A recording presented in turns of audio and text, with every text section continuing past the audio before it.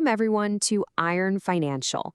I'm your lead analyst, and sitting right across from me, ready to tear into the numbers, is our resident market skeptic. My mission today is the same as it is every single day on this channel, to help you forge a stronger, more resilient portfolio. We're here to cut through the market weakness and find the true structural integrity hidden in the numbers. Today's explainer is a massive, deep drill down into Burlington Stores and their highly anticipated Q1 2026 earnings beat. Right now, if you look around, we are staring at a broader retail graveyard. It's rough out there. While other competitors are showing major structural fatigue, declaring bankruptcy, and permanently closing their doors, Burlington seems to be out there pouring fresh concrete. But before we start welding this data together to see if this business is actually built to last, make sure you hit that subscribe button to Iron Financial so you never miss a blueprint. So let's get right into the heavy lifting. Burlington just dropped a massive $2.85 billion first quarter revenue print. Naturally, the stock is reacting, the headlines are flashing green across the board, and the hype train has officially left the station. But as the market skeptic here, my entire job is to ask the really hard questions on behalf of you, the viewer. We need to know, are we looking at a solid foundation poured with reinforced concrete, or is this just pure hype waiting to crumble? When a company puts up a $2.85 billion top-line number in this environment, I want to know if there are hidden macroeconomic cracks in the armor, because if there are, this stock could be a massive trap for the average retail investor. Let's be real, inflation is incredibly sticky right now. Credit cards are totally maxed out, and the lower-income demographic, which is Burlington's core customer, is facing absolutely brutal headwinds. Is the core business actually growing, or are they just squeezing an incredibly stressed, exhausted consumer for their last few dollars before the whole thing caves in? All right, let's get into Section 1. Q1 by the numbers, the steel frame. To answer those skeptical questions, we've got to do the heavy lifting. We are going to strip this business all the way down to its steel frame and see exactly how the beams are bolted together. Here at Iron Financial, we don't just list numbers off a spreadsheet. We compare them, we stress test them, and we see if the company is actually growing or if they are quietly bleeding cash behind the scenes. Let's start with the top line, which is flashing bright green. Total sales spiked a massive 14% year over year. They completely hammered past Wall Street's estimates to hit $2.85 billion for the first quarter of fiscal 2026. Guys, this isn't some small incremental bump. In a macro environment where traditional department stores are literally fighting tooth and nail for 1 or 2% growth just to stay alive, a 14% jump is astronomical. This is a heavy-duty double-digit expansion, and keep in mind, it's stacked on top of a 6% growth rate from the exact same quarter last year. Generating an additional 14% in top-line revenue right now shows serious, undeniable structural momentum. They aren't just holding their ground. They are actively taking market share away from competitors and aggressively building out their footprint. Now, the top line is great, but the real story, the thing that proves the foundation is rock solid, is how that $2.85 billion translates to the bottom line. Adjusted earnings per share absolutely hammered past estimates, coming in at $2.10. That is a massive 26% increase over the $1.67 they posted in the first quarter of last year. Think about that math for a second. When your top line grows by 14%, but your bottom line grows by 26%, that tells me the business has incredible operating leverage. And operating leverage is literally the holy grail in the retail sector. It means that because their base costs, things like store rent, distribution centers, and corporate salaries, are relatively fixed, almost every extra dollar of sales they generate drops straight to the bottom line as pure, unadulterated profit. They are converting those extra sales dollars at a highly accelerated rate. They are effectively widening the margin structure of the entire operation, making the whole building more profitable without having to radically change their overhead. And if you want absolute proof of the health of the existing foundation, look no further than this metric right here. Comparable store sales grew by a rock-solid 6%. This is the true measure of a retailer's organic strength. Look, anyone with a big enough loan can buy revenue growth simply by opening 100 new storefronts. But organic comp growth, that proves that your existing real estate is actually carrying its weight. It means Burlington is driving more foot traffic and generating larger ticket sizes through the doors of the locations they already have open. They aren't just cannibalizing their own sales to manufacture growth. Putting up a 6% comp in this harsh, inflationary, macroeconomic environment is a heavy-duty validation of their current merchandising strategy. It shows exceptional operational durability. The current stores are absolute cash engines. To put a final bow on these raw financials, let's look at the unadjusted GAAP net income.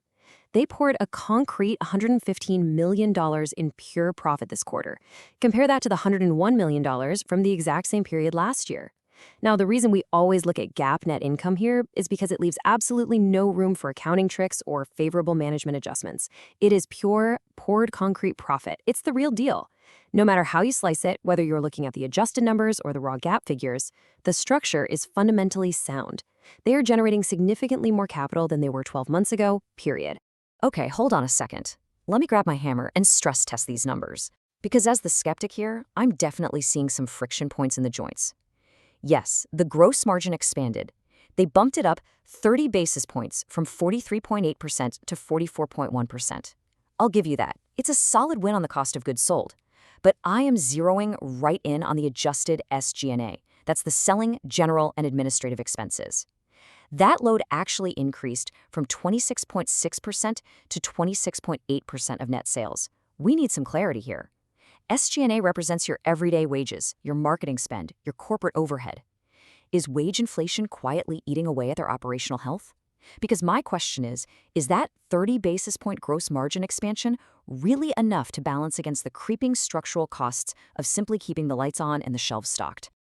All right, Section 2, Blueprint Burlington 2.0.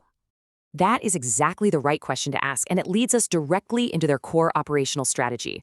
We need to look at the architectural plans that management internally refers to as Burlington 2.0. This is the master blueprint designed to answer your exact concerns about expense management and margin preservation. This isn't just a quick fix. It's a long-term strategic initiative designed to transform them into a much more rigorous, heavy-hitting off-price retailer. Let's look at the pillars.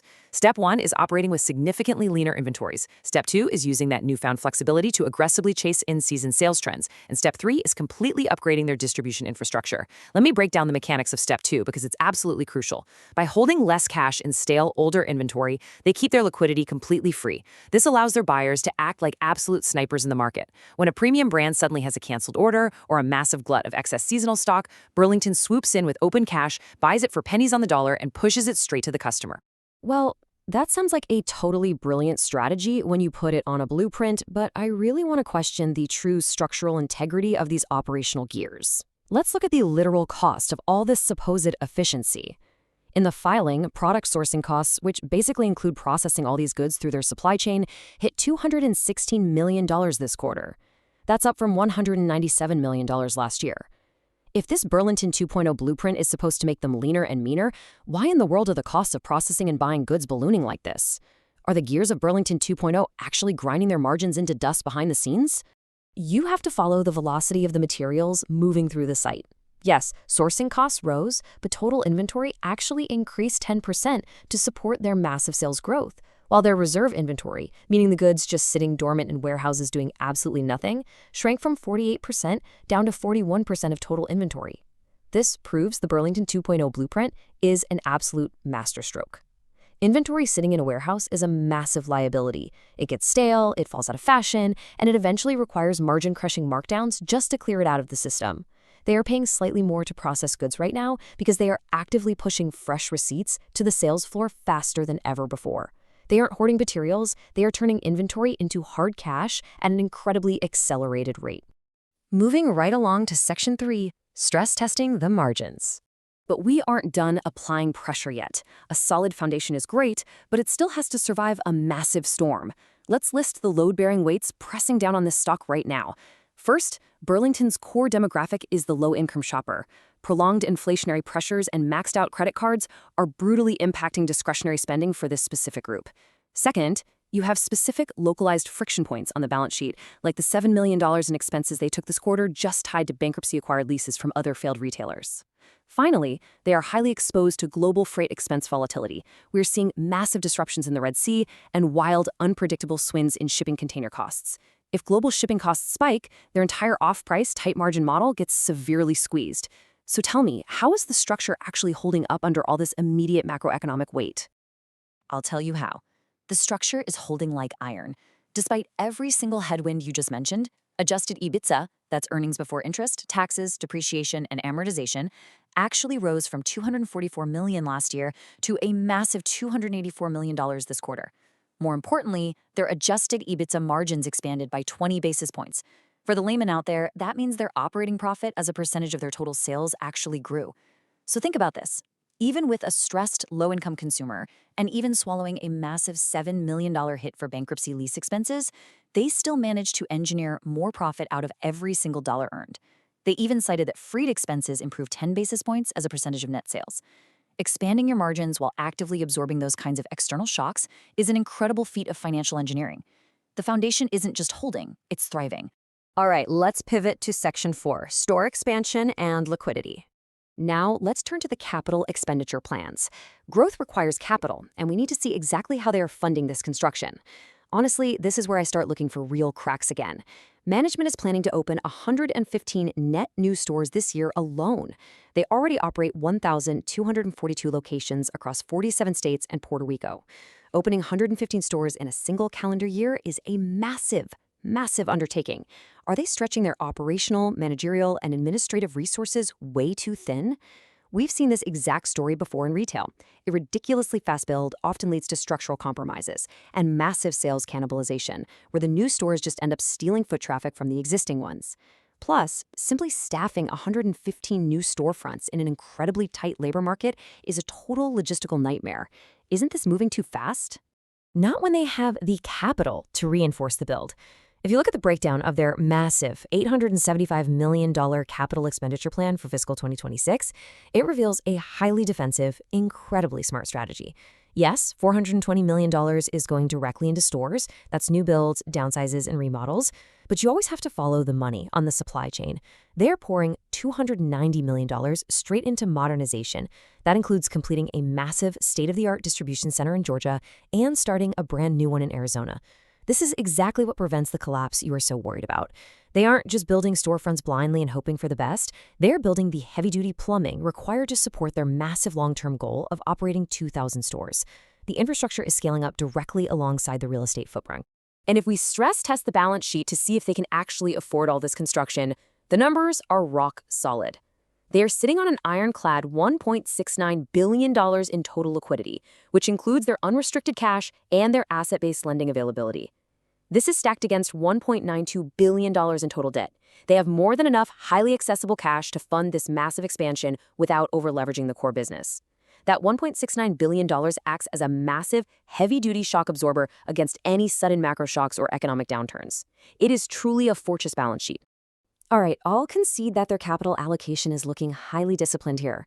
They are aggressively fortifying the structure by buying back $111 million in principal of their convertible notes. Buying back that convertible debt is an extremely smart move. It retires the debt early, completely avoids future interest payments, and prevents any future share dilution for the stockholders. At the exact same time, they deployed $81 million to repurchase nearly 258,000 shares of common stock, and they still have $304 million remaining on their share repurchase authorization. Buying back your own debt and your own stock simultaneously in the very first quarter of the year shows supreme, undeniable confidence from the management team in their own ongoing cash flow. This brings us to Section 5, the final verdict, forging the future. It's time to deliver our final assessment for this explainer. We need to weigh the Ironclad 2026 guidance against those macro risks we discussed. The single most bullish signal of this entire earnings print is the reinforced 2026 guidance. Management literally passed the entire first quarter upside straight through to the full year.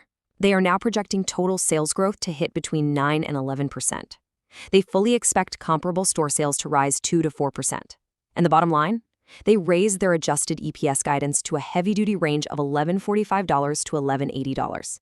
Keep in mind, last year's adjusted EPS was just $10.17. Making the leap from $10.17 to potentially $11.80 is absolutely phenomenal compounded growth. It is a crystal clear signal that management sees absolutely zero structural cracks in the consumer demand for their specific off-price model. To back that up, I want to quote Burlington CEO Michael O'Sullivan directly. He said, "Adjusted EPS grew 26%, which represented our 14th consecutive quarter of double-digit EPS growth." I really want you to let that sink in for a second. 14 consecutive quarters. Look back at the completely chaotic macro events of the last 3.5 years, through the post-COVID inventory hangovers, through the 9% inflation peaks, through the regional banking scares, and through global freight implosions. This track record proves beyond a shadow of a doubt that Burlington isn't just surviving the storm, It is a durable, well-oiled machine that consistently converts sales into operating margin expansion regardless of the macro weather. The structural integrity here is simply undeniable. I have to admit, you make a compelling case. The numbers are tough as nails. The top-line growth is absolutely real, the margins are expanding incredibly efficiently, and the balance sheet can easily handle the ambitious 115-store expansion plan. But as a skeptic, I have to remind everyone that the broader market environment remains completely ruthless for the low-income shopper. So I leave the audience with this final, deliberate question. Even with a business foundation this heavily reinforced, does Burlington truly have the structural strength to weather a potential full-blown, prolonged recession? And ultimately, will you be adding BURL to your portfolio at these current levels, or is the macro risk still too heavy? That is the ultimate question you have to answer for your own portfolio strategy. Thank you so much for joining us for this deep drill down into Burlington Stores. If you found this explainer valuable and it helped you see the blueprint more clearly, make sure you smash that subscribe button to Iron Financial. We are here to provide the no-nonsense, heavy-lifting market analysis you need to forge a much stronger financial future. Stay disciplined out there, keep stress testing your investments, and we will see you in the next blueprint. Quick disclaimer, everything I share is for entertainment and informational purposes only. I'm not a financial advisor, so please do your own research or talk to a professional before making any moves with your money.